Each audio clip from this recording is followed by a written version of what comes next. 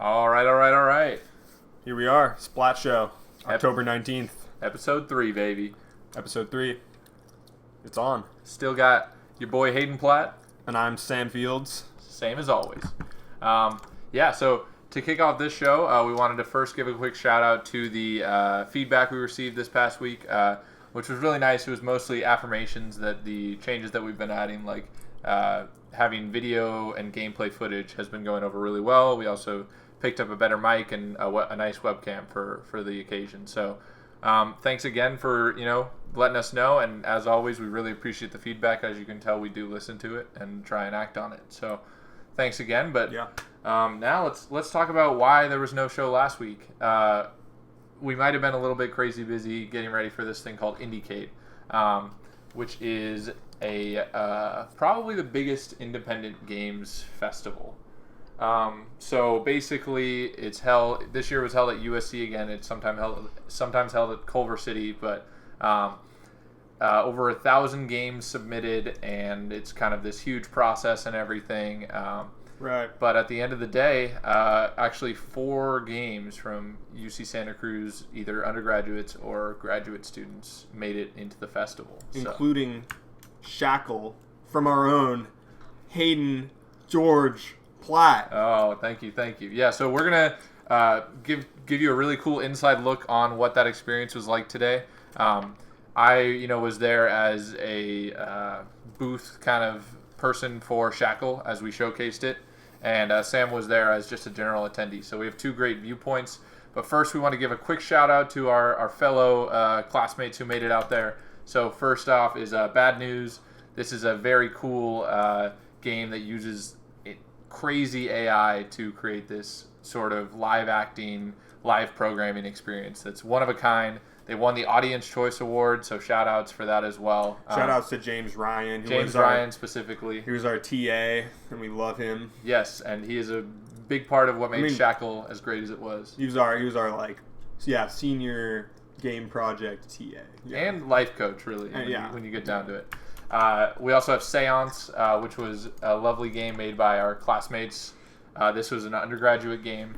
So this one is you are in a tent. You are actually in a real tent. It's like an installation game, and you are conducting a seance to communicate with the dead. And there's, again, a live actor, and then this kind of, I think they use an Arduino or Raspberry Pi, controls the back end and makes weird hardware-related things, like, the side of a radio pop open when you, say a certain word. They'll kind of trigger that. So a very kind of cool, surreal experience. The actors are great. The game itself is well thought out, and the puzzles are really cool.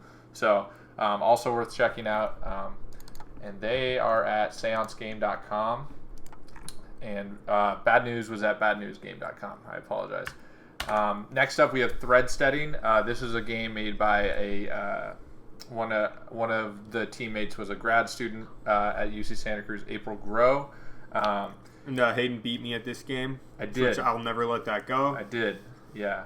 I surrendered in Top Shot, but I definitely beat you in this. It was tough. We almost canceled the podcast over it, but So Threadsteading is a game played on a sewing machine, which is insane. And it's kind of like, it looks a little bit like Catan, I guess, with the board, but it's It's a territory capturing game played with a sewing machine. Yeah, turn by turn, pretty neat, and you get to watch as you play. Your symbol is embroidered over your territory as you capture more territory. Yeah, so you just push one of these lit up buttons there, and it fires you in a direction, and it just sews your pattern, and it knows when it's supposed to stop and everything.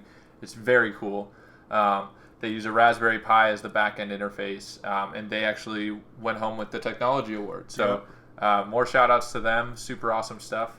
And then last we have Shackle, which was a game that I was the project lead for last year. Our own Hayden George Platt. Thank you. So I'm still confused as to why they let us in, let alone that they got the game working. But I was super excited to be there at all. So you can see Seance's Mitch Mastroni in this trailer here. But Shackle is this cooperative VR horror game. So 2 players sit back to back. They're in this haunted room, chained together, and you can't see behind you. So you and the other player are kind of looking around, telling each other what you see, but as you use your flashlight, as you make noise in the room, you're getting this monster's attention. So spooky. That's about the 900th time I've given that spiel in the last week. So it was pretty polished. I'm pretty proud of that version. But yeah, so it's been a whirlwind adventure, and it's nice to have things slowing down a little bit. And we've already been tearing into our next game we're going to be covering on our next podcast, which I kind of want to keep secret for right now. Woo-hoo. It's not a huge deal or anything. But yeah, let's just say that this game takes a little bit to actually play through it. So we're doing it kind of tandem as we do maybe shorter games or things like that. But so we'll be having kind of a longer game on coverage for you here coming up. So now that we've kind of gone over those nominees and everything, we're going to go ahead and talk about just how it went. So, Sam, why don't you tell us and me, because I really didn't see you a ton, what it was like to attend. Okay, let's see. At IndieCade, we have the nominees, which are the festival games, which included Shackle, and I think there were 32 total.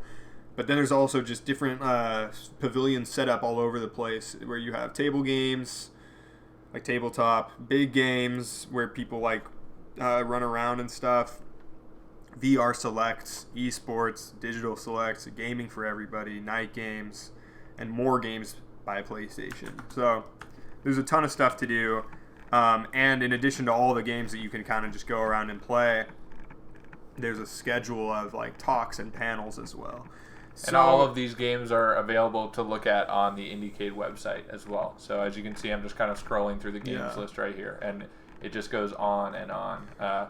All from different walks of life and everything. Very cool. So yeah, I mean, I guess I think I spent probably more time in conferences, or not conferences, but panels and talks versus just out on the floor. And there was some good stuff. I think one that I kind of really liked was the mental health for game dev communities talk. So I mean, this wasn't specifically about the art of game development, a lot of the talks, but it was more about kind of things behind the scenes. Managing stress. And I mean, it seems, especially in the indie scene, game development can be stressful, or it can really affect other areas of your life. And I thought the gist of that talk was kind of that maintaining your mental health is not only important, but also it's not something that you just do. It's not something where you're just I'm suffering from some kind of mental ailment. Let me just go to therapy for X number of sessions, and then okay, that's done. Yeah. It's an ongoing it's it's staying fit almost. Yeah, a lot of what I've heard from and I totally agree with that. So I thought that was a good just message to be projected to the community. And I mean, there's a lot of stories of people just busting their ass on a game, unreasonably so, and not sleeping. And they will tell you in their post-mortem or their talk about it that they think they would have been more productive had they actually slept and things like that. Because when you're working at this point of exhaustion, it's and I feel you're past that productive time space, and your body's begging you to let it reset, and you can push through it, but you're just gonna be working at half speed or whatever. And I feel specifically in the game industry, doing things like that, pulling all-nighters, so it's almost glorified. I don't know, you hear about a lot of devs doing that, or I remember reading Masters of Doom and stuff. I feel there's so many parts where it's just then they stayed up all night and they cranked out this prototype. It's oh, that's so cool, but it's not sustainable. I think that's important. If you stay up all night for a prototype, I think that's one thing. But exactly. It's not there's a culture shift where it's now oh yeah, you just stay up all night for a month, and then the game comes out, and then oh, we didn't actually finish it even still, so the community is going to be all mad that we didn't finish. It happened with a lot of ports recently. I think it was Arkham City last year.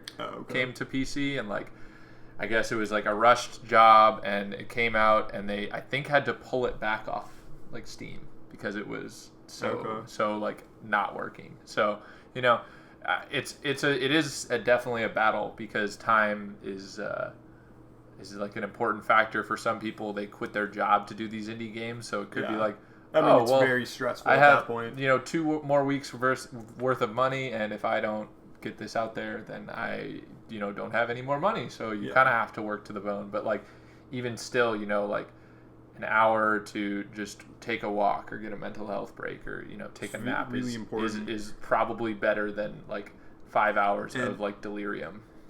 Yeah, and like I just think that talk generally it had like a good message, like specifically for the game dev community, but also just a good message for just people at large, like, which is it's okay to seek help if you're like feeling this way, and it's like an ongoing thing, or it might be an ongoing thing, and it's like not necessarily something you can just like solve and then it's over. Yeah. So I think those are like two important things. Yeah. To know. Or like, some companies try and justify their crunch, like their crazy crunch, by like giving you 2 weeks off or something, but then you have 2 weeks of nothing, and then you're just right back into this, like, that's not, you can't just like get back your sanity over those 2 weeks, or, like, you just need to, like, those 2 weeks should be just dedicated to you having like breathing room and things like that. But anyways, there's a lot of semantics, especially when you throw in the business side of it. I think really what it comes down to, games are one of the hardest things to accurately scope, because you can't always tell what's going to work and what's not. Like, it's such a try and react kind of medium. Whereas I think, less so with film, you can kind of establish your locations and things, and if a shot isn't right, you can reshoot it. But, there's a lot of games that have to undergo like a essentially overhaul in terms of design and things like that, and those overhauls don't get factored into their original release schedule, and that's where all this like blunder comes from. So anything else as an attendee that was cool and I might have missed out on? So that was like that was, I guess, we don't need to talk about the other talks. I mean, there were a bunch of good ones, but out on the show floor, I played a few awesome games. One that really stuck out was Wheels of Aurelia, which was like this. It was like this game set in like 1970s Italy, where you are like going on. I mean, I only played it for like 30 minutes or whatever, so I can't like talk all about it or anything. But laurels. You're like, as I understand it, you're on a road trip with your friend, and you're kind of driving, but you're also talking at the same time. So you're driving along this like, beautiful like low poly environment that's supposed to be 1970s Italy, and it's like seen from overhead perspective. But at the same time, you're going through like these like conversation trees. So you actually have like a say in the dialogue? Yeah. Okay. And how do you go about selecting while playing? There's like you kind of drive with like the control stick, and then like the A button accelerates or whatever, and then as dialogue pops up, there's a button, I think it's X, you just hit to cycle through the options. Okay. And then once you like choose an option, you just kind of like sit there, and then a little timer just ticks down, and then it's like boom, you chose that, and so you're kind of driving and talking, and then it is kind of funny because like, I don't know, I think it actually kind of captures how that feels to do that. So it's got like cool. the telltale side of like choose your dialogue or Mass Effect or something, but you're also driving while you're doing it. Yeah. Very cool. And yeah, I mean, I didn't get too deep into it, but it seems like a very like narrative focused game, and it has this like definitely like political bent where you have a lot of talk of like fascism and communism and stuff. So it's a cool like period piece, I guess. Awesome. Any other standouts? I guess Stone Story. I played a bit of that, and Stone Story was like is like an RPG done with ASCII art, but I mean, and then Stone Story is very cool. We were kind of talking to the like creator of it, and he was telling us about like his entire process of like, I spent like just a year like researching ASCII art and like practicing ASCII art, and then wow, yeah, like, he went and like did this game, and I mean, I didn't get to play it for that long, but it was pretty awesome from what I played. What was that game you remember I used to play, and it was like kind of Candy Box. Candy Box 2 was the one I played. I think he mentioned that game when we were talking to him, and then I thought about it. Because I thought about you, and I was like, oh, that's funny. Like, yeah, I remember really appreciating that game, but I think the choice of going like black background, white characters here is kind of cool. I think it like sets a different tone, like especially this isn't in the browser, is it?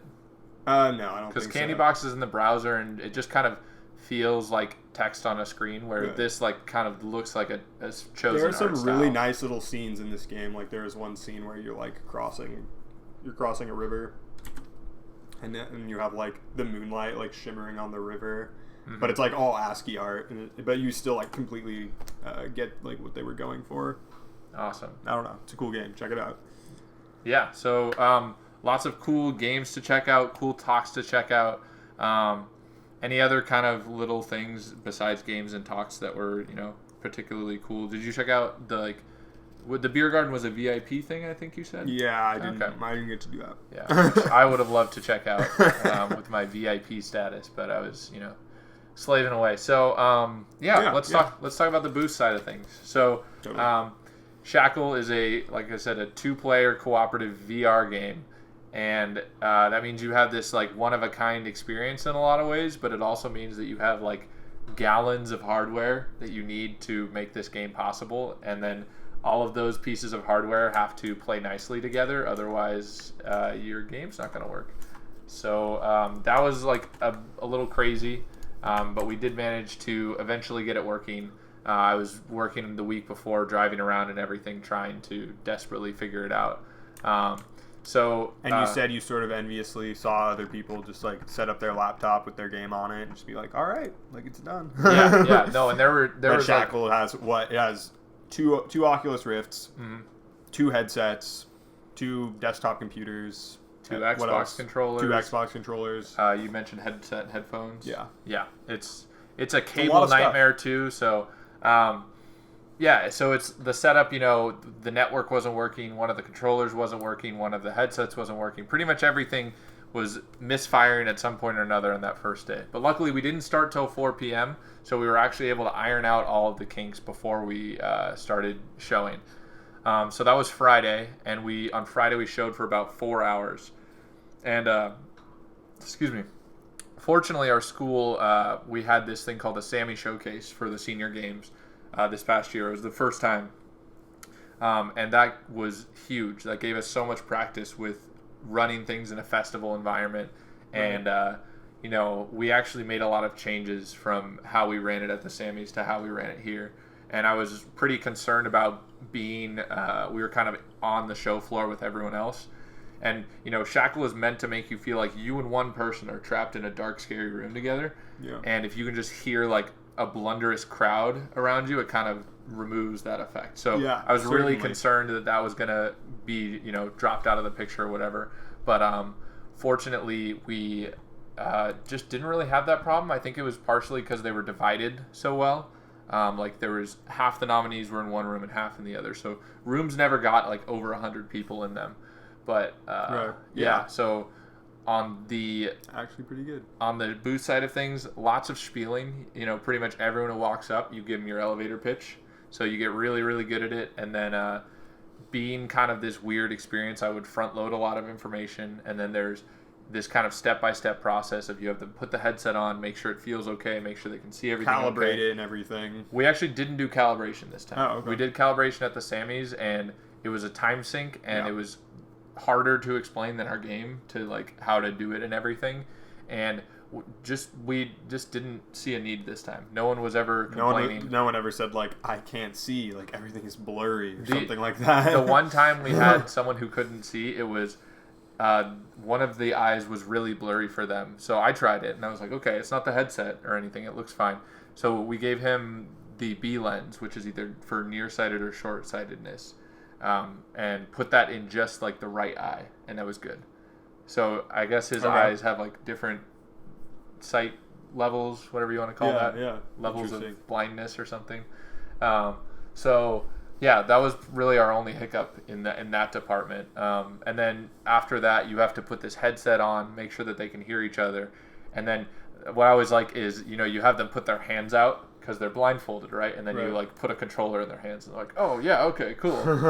And then the trouble there though is when you get people who have never used an Xbox controller or use it sparingly, because we really do our best because they can't see it, so you're like, hit this button. Yeah, so like we show you an image of the entire controller and we're like, this one right here, like push that one, so you can hopefully like find muscle it, memory, feel your way there. Yeah, exactly. But really went way smoother than I thought it was going to. Lauren Cunningham, who is the AI programmer on Shackle, the mind behind the monster, if you will, was there with me for the whole weekend, which is super great. Having two people meant one of us could be helping run the play session and one could be talking with other people and setting up the next. So that was super awesome. Shout out. Yes, thank you so much, Lauren. And then Dara as well came in on Sunday, and that was great because Saturday we started at 10 a.m. and stopped at 7 p.m. and I maybe left the building for like 10 minutes during that time. So I was pretty zapped by Sunday, but geez, it was just so great. Like seeing people, and there's always, you can't like really see their face while they're playing, and so you can, as they pull the headset off, you can kind of see if they're like, we have some people who the partner they play with they don't know, and there's like no chemistry, and it's like really frustrating. Which the game completely relies on chemistry between the two players. Yeah, which is not to say I would argue a majority of plays where the people don't know each other actually turn out really positive.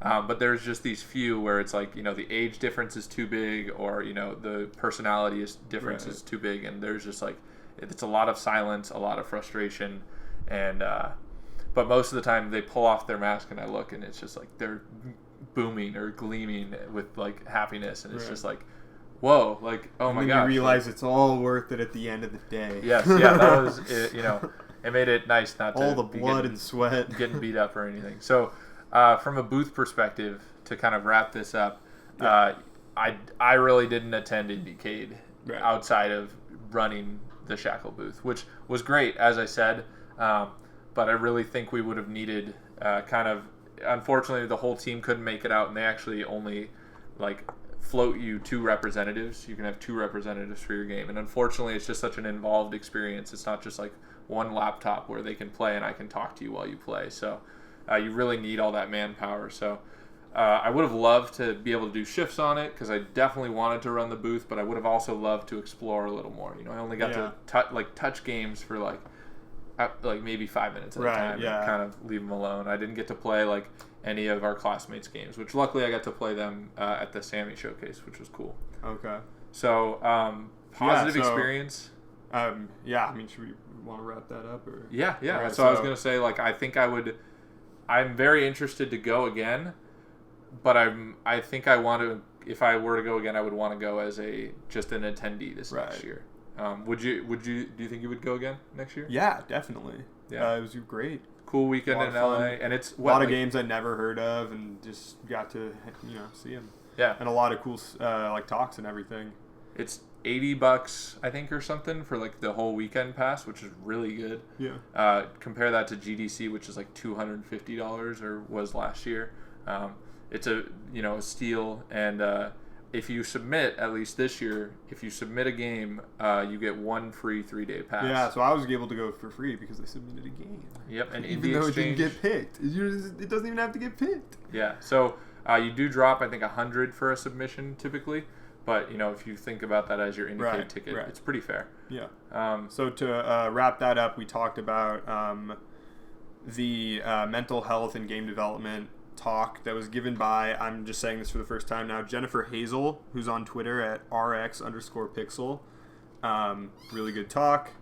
And we talked about Wheels of Aurelia, and we talked about Stone Story, and we talked about Shackle from our own Hayden George Platt. And of course, Seance, Threadsteading, bad news, the other games from UC Santa Cruz, where we went to college. So heck yeah. So check all of them out. Yeah, go to the IndieCade website. All the games are still listed there. Shackle, at least last I checked, was oddly listed as the 2014 winner, which doesn't make any sense. Which is just wrong. Yeah, but we'll take it. We're very honored.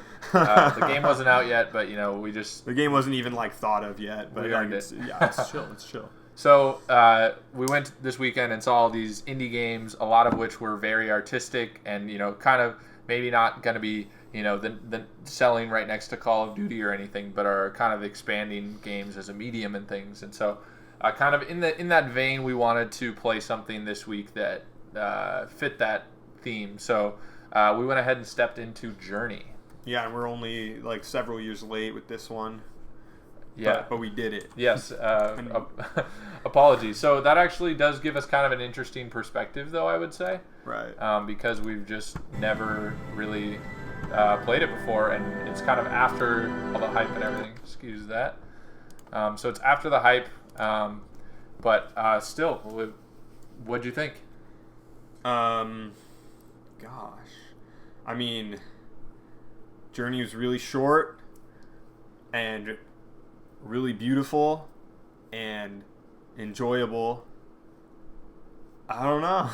So what I will say is we were playing this downstairs, and the TV has a giant window behind it that just was beaming in sunlight such that it was super glared out, and watching this footage again is I can see everything a little more clearly. So the fact that we were okay, let's hang up a blanket over the window so we can see the TV better. I feel at that point the game got much better, as any game would, but I think this game is especially visually stimulating.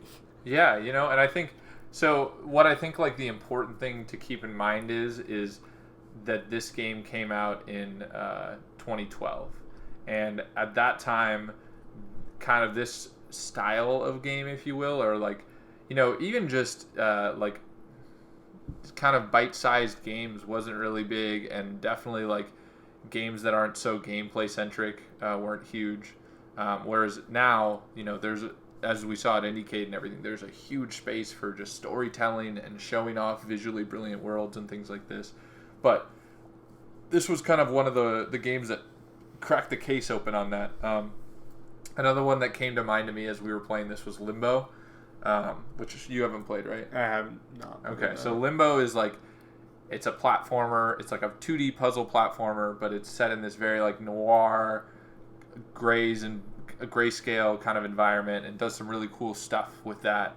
But isn't some of the puzzles are a little difficult and everything, but I wouldn't say Limbo is defined by its gameplay necessarily. I think it has good gameplay. There's a lot of good decisions made about how he jumps and how the world is designed and everything, but I wouldn't say Limbo is the best platformer or anything, but I would say it stands on its own as a really interesting and unique, cool platforming experience set in a really cool art style. And I want to say it's pretty easy to see the lasting influence of Journey, because before Journey I don't think there were a lot of games that looked like this, but now we see a lot of games that have similar minimalist design sensibilities and vibrant color palettes and stuff, especially in the indie space. And Journey gets away without having a UI, which I think is huge. Yeah, I think that would be kind of go against the feeling of the game if there was a little bar. So as you can see, or if you are watching online, I'll explain it well either way. But you kind of have this ribbon trail following behind you, and you can collect these little trinkets that make your ribbon trail longer. And your ribbon trail is kind of your fly meter, how far and how high you can jump and fly, and for how long. So if you're familiar with Dead Space, how on the back of your suit there you have those little capsule looking things. The UI is kind of right there, like built into the back of the character. Yeah, so kind of a similar thing where it's on the wardrobe of the character, and it's kind of visually done in a simple and understandable way, but like without having to explicitly put a bar like on the screen space or anything, which is cool. And I guess most of Journey is about kind of just navigating the world and, flying around and then recharging your scarf that you were just talking about, and then flying around some more to surmount different obstacles. Yeah. So as I would say, Limbo is more of a puzzle platformer than Journey is a puzzle platformer. Like, I think Journey is more focused on the experience side of things.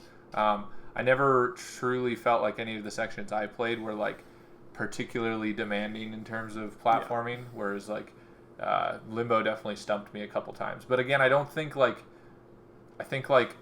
there's meant to be this sense of flow to Journey where you're not getting stuck in an area. Like, you were meant to just keep getting sensory overload from all these rich and different environments and everything. Yeah, at one point they bring in these like enemies that are like patrolling the area, and they have their spotlights that shine down as they fly overhead, and even if you're like spotted, it's not like you die and go back. Like, instead they just kind of like swoop and hit you, and you kind of like fly off to the side, but it's never like pretty brutal. Like, as far and it's cool, but it's not. It's like kind of cool and brutal, but it's not ever like setting you back. It's like I don't think you can fail in this game.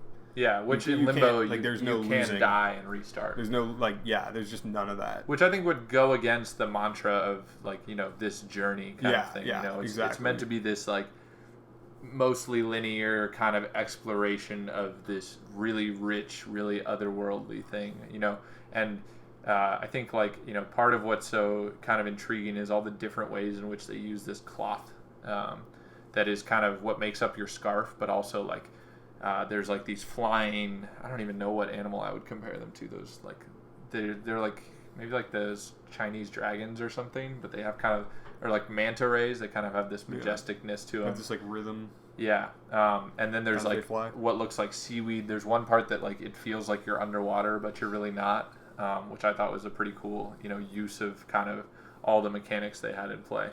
But I think we definitely kind of missed a big part of what a lot of people really enjoyed about Journey. Right. We had a few instances of it, but there's this online element where you can have other people kind of pop into your game and play alongside you, and you can't directly communicate with that person. You can't see their gamer tag or anything. I don't know what the PlayStation name for it is. Yeah, me neither.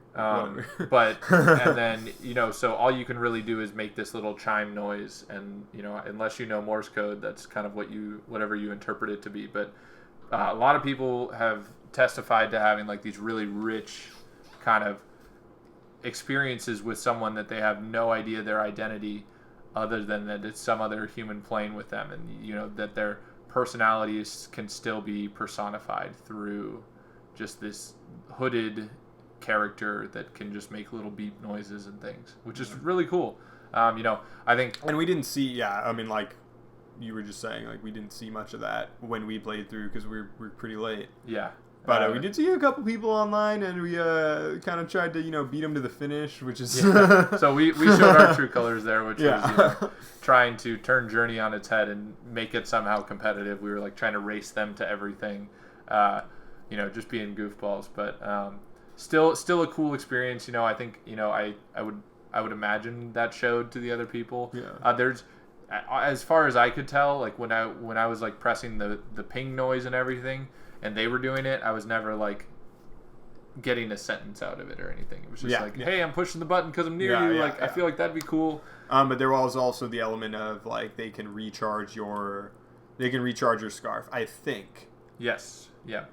Right. So that was confirmed on the wiki there. Oh, okay. Right. Yeah, which is cool. Super. But we didn't see many others. Online. And then also it's like this game is very palette driven in terms of color. which I think is a relatively new thing. Each level has a distinct like color or set of colors. Yeah, and it just makes for and it's just like really stark use of like basic artistic principles like value and color, or it's color, I don't know, but you lost me.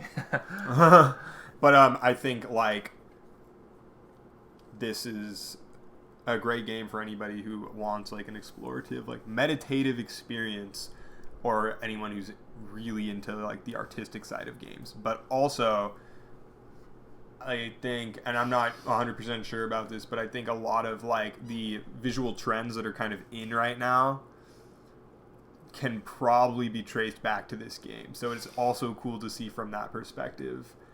What would you like? I'm trying to think of a comparison. I'm thinking of like, I don't know. Immediately, this might not be the best example, but I'm thinking like Monument Valley or something. Yeah, that's a good example. Or like No Man's Sky even. I'm talking about just general, like, these like kind of saturated but very, very like focused color palettes and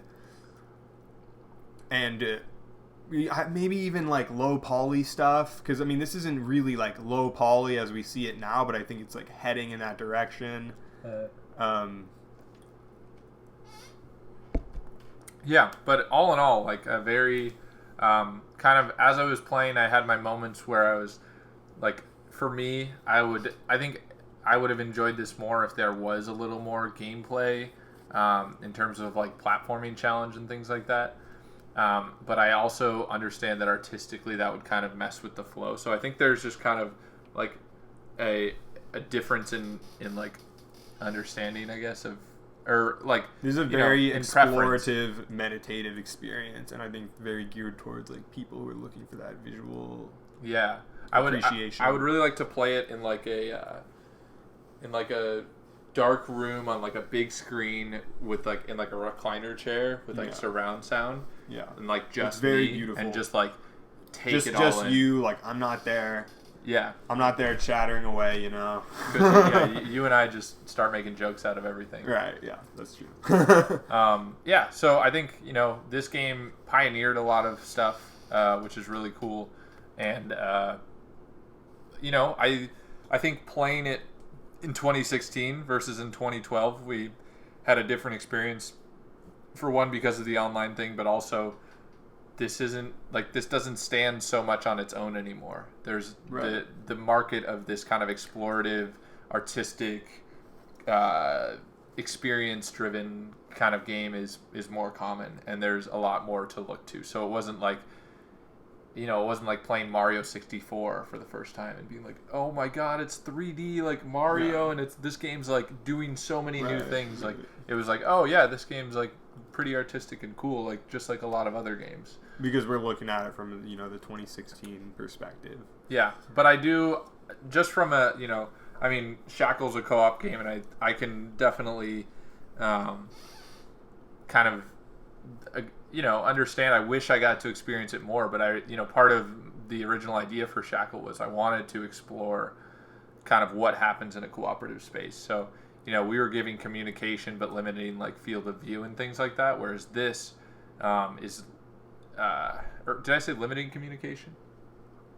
Because you can talk as much as you want, whereas in this you can't talk, and like you kind of have to gesture or create your personality and communicate through like a character that has like very little actions to express themselves, which is really neat. So I definitely think there's something to be said about that as well.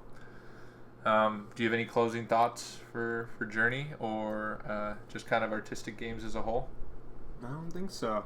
All right. Well, to those of you out there making them, keep making them. 'Cause they're really cool.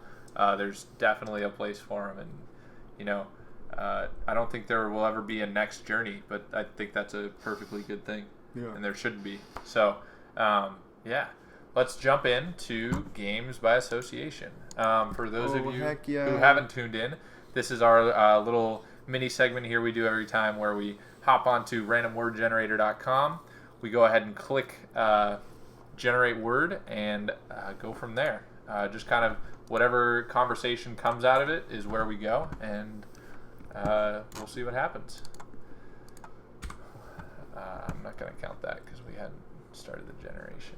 So we're going to so I like to, this way they can see it live. So we're going to generate our word, presentation. Okay. I'm trying to think of like a game in which you present, but I don't think that's really something that you do. Right? Yeah. I mean, okay, I'm thinking of the... You ready? I'm thinking of the Clefairy minigame from Pokemon Stadium because she's presenting. Dude, I don't want to talk about that. She's not presenting. She's teaching. I don't want to talk about that. Let's just get a new word. We did. Okay. No, we got to stick with it. We did PS2. What? Yeah, we got to stick with it. We did PS2. Pokemon Stadium 2 minigame came out of lunch last week. So right. Was it lunch? Yeah. So yeah.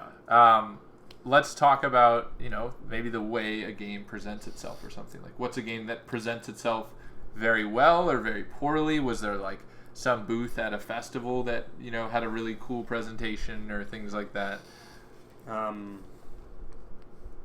don't know. See, now I'm just thinking of, like, No Man's Sky because it apparently presented itself, like, a certain way, and then it kind of, like, ended up not being what was promised. Yeah, I think that's or at least that's like I haven't even played it, so I don't know. But yeah, well, yeah, there was a lot. Like I think, but that's just that's just No Man's Sky. Yeah, from what I understand, their presentation implied like being able to play online with your friends, and it more happened to be close to Journey. In that, like, online is not something you matchmake into or you can invite your friends and things.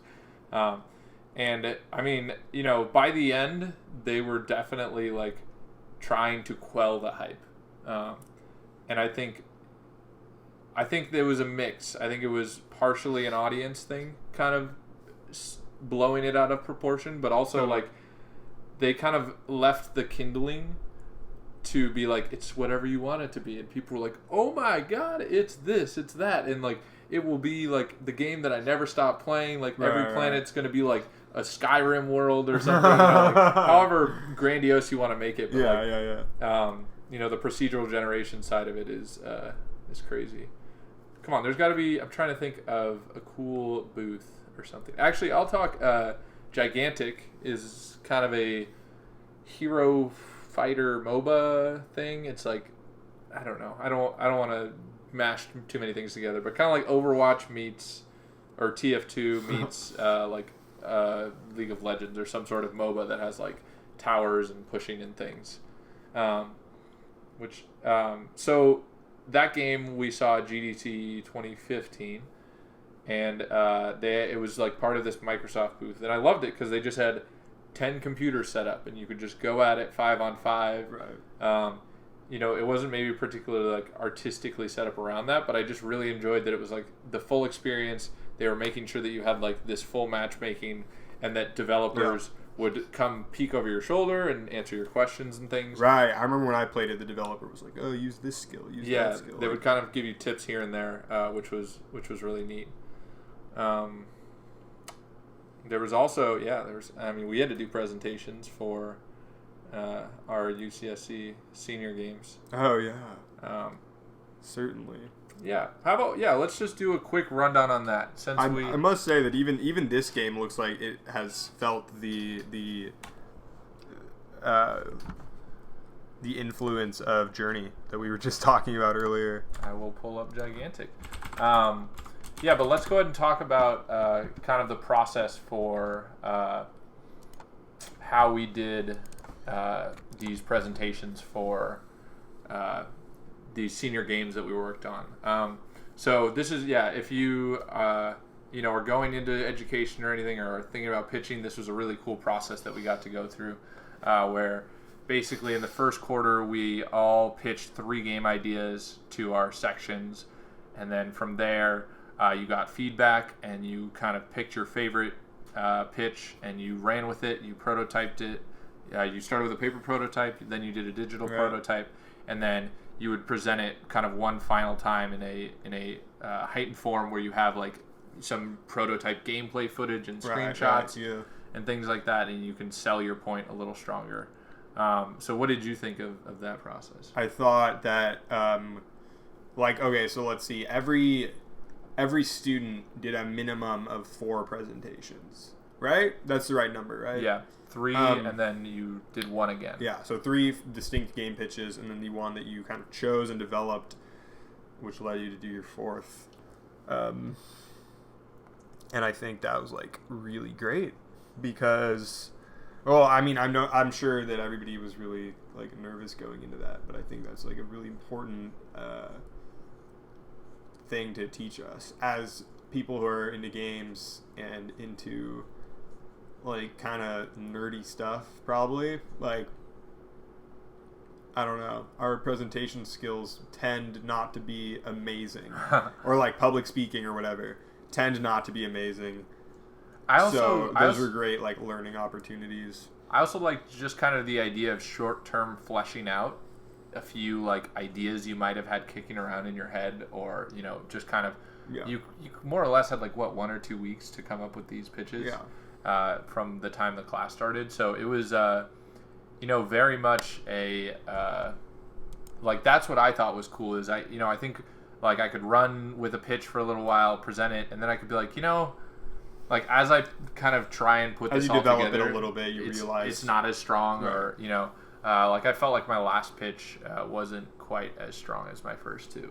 Right. But also I felt really excited about my second pitch, which was Shackle, and that I was, I didn't feel confident that I was going to come up with something in the next week or 2 that was going to kind of trump my feelings there. So I think I had a bit of a checked out feeling. You lagged out on the 3rd one. Yeah. Actually, I was talking to Jim Whitehead about this. Jim Whitehead being our professor from that entire project. Shout outs. I was talking to him about this, and he said, so right now they took it back down to 2 pitches this year. Or I don't know if that's back down, but they took it down to 2 pitches this year.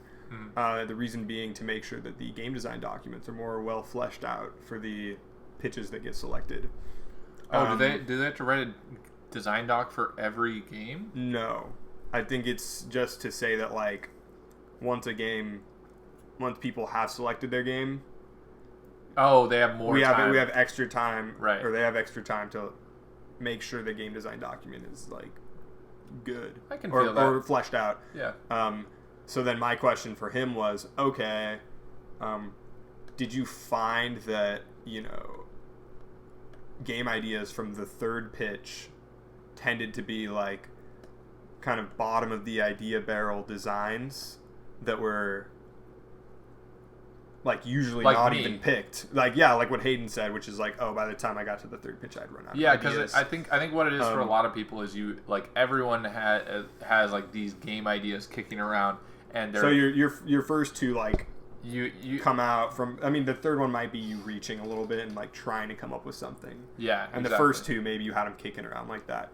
But what he said is that I believe he said in our year, like it was like a notably lower percentage of 3rd pitches that were picked, but in like the previous year it was like pretty much an even split or something. So yeah, I mean there's interesting facts about that. Yeah, I definitely think you need like a multiple though, because without that there's like, I don't know, you just want to see a little variety first, and plus you can watch your classmates pitch, and that can give you a lot of cues as to do's and don'ts. Yeah. Like there were some pitches that like started with like, this game is a lot like Sonic, or like right. Like that was like the first slide, and I was like, oh, like you like want to mention that later, kind of thing, or like kind of informs how you want to present a little more, or what as you watch someone else, because I think sometimes it's hard to really assess your own pitch in the same light because you're writing it and you're not sure how exactly it's going to go, but you can kind of be like, oh, he did that, or they did that, and I didn't really like that, and I did that too. So like, in this next pitch, and then even if you go with an awesome process. Yes, even if you go with your first idea, you now have like, you can kind of spice it up and rephrase it and word it such that it's a little stronger rather than just being one and done. And it's really not just a process to like find the most the ideas with the most potential or whatever, but also just a good way to just like kind of practice and grind on presentation skills with your classmates. Yeah, so very cool process, very cool program at UC Santa Cruz, their game design program. Shout outs. Again, yes, thank you, Jim Whitehead. Thank you, James Ryan. And also everyone else. Yes. In the world. All the classmates and everyone in the world. Everyone in the world. Yeah, and just, pitching and everything is a really big part of the process. If a lot of these indie things, need publishing.